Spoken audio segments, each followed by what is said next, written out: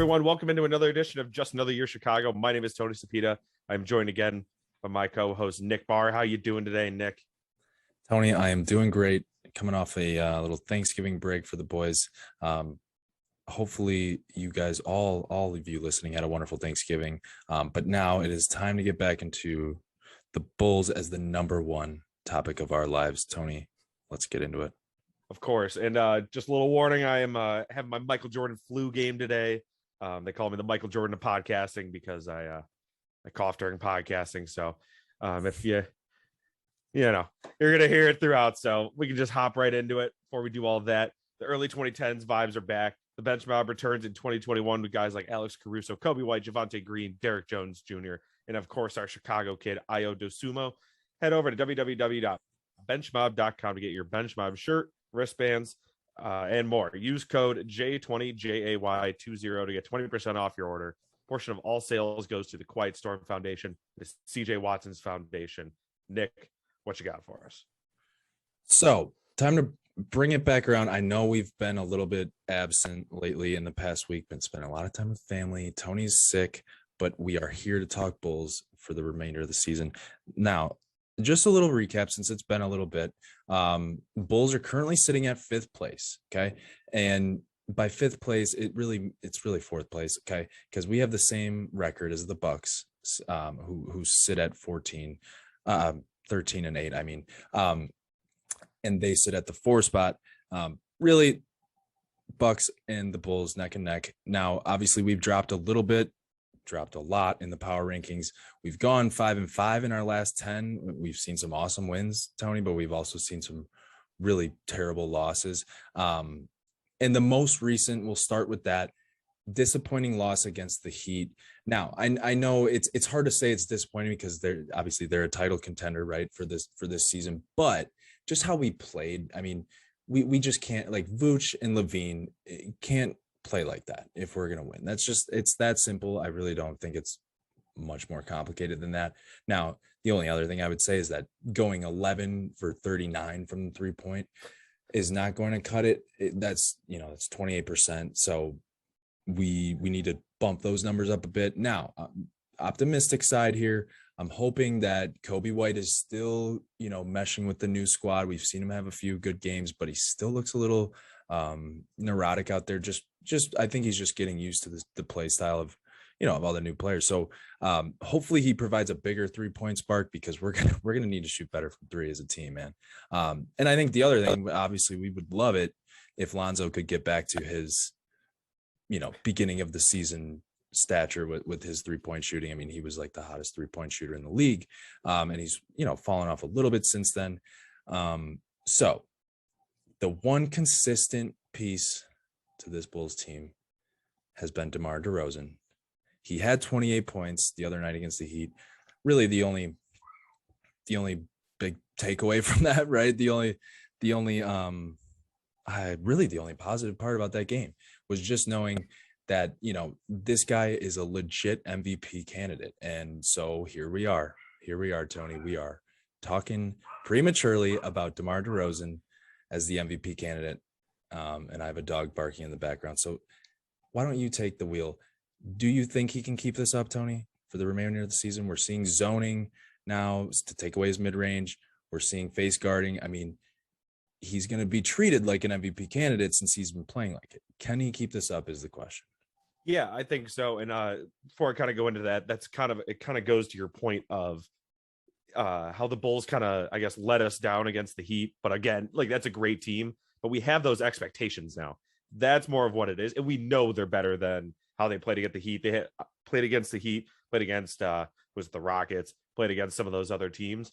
So I definitely think he can. And it's just weird.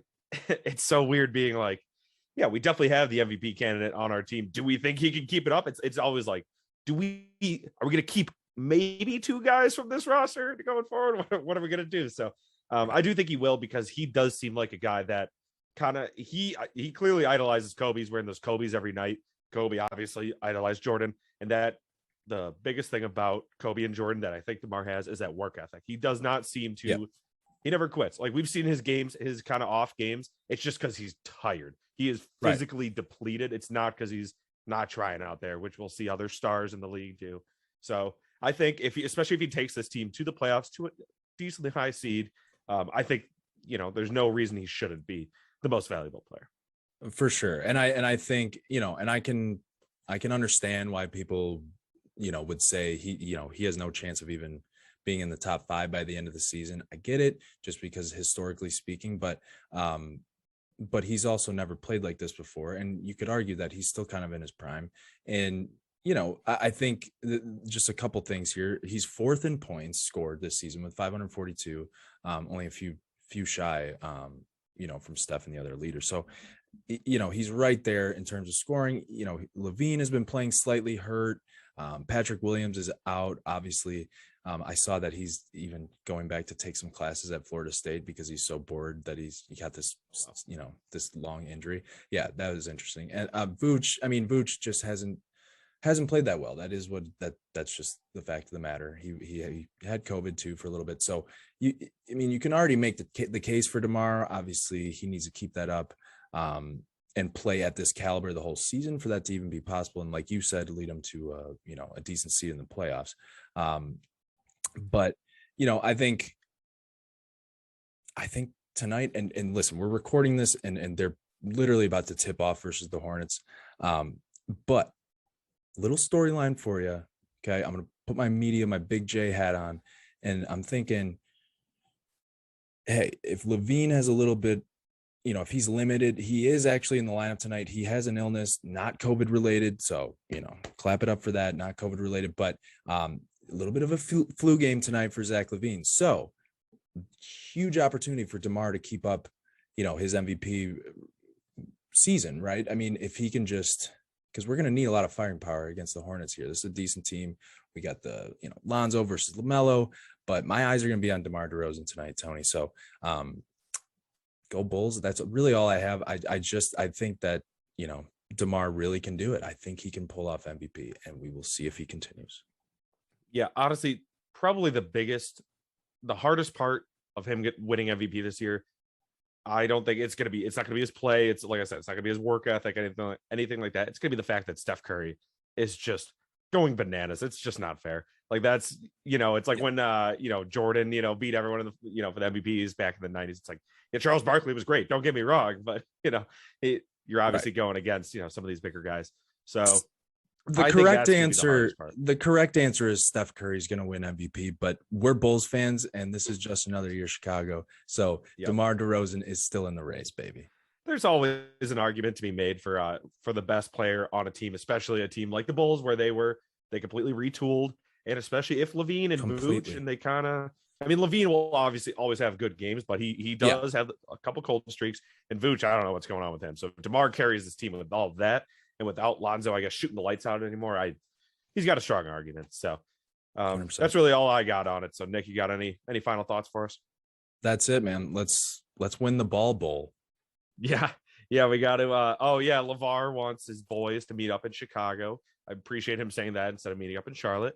I can't imagine they would want to meet up in Charlotte.